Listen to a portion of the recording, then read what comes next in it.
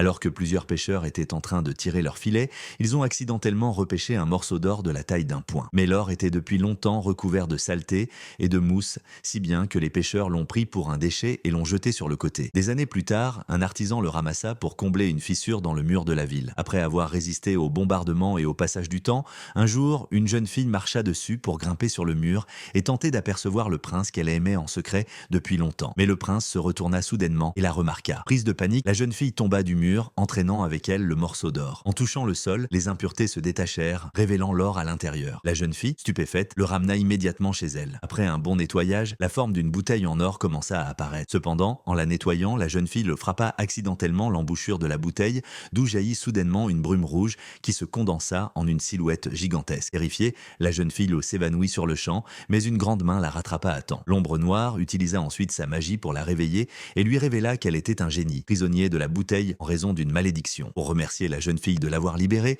le génie promit d'exaucer un souhait. Sans hésiter, la jeune fille souhaita épouser le prince. En apprenant cela, le génie fit apparaître une huile magique et lui demanda d'en enduire tout son corps. Dès que le prince en sentirait l'odeur, il en serait irrésistiblement attiré. Ensuite, dans le rêve du prince, le génie lui révéla le nom de la jeune fille. Peu de temps après, celle-ci fut invitée au château par le prince et elle devint, comme elle l'avait toujours souhaité, la princesse.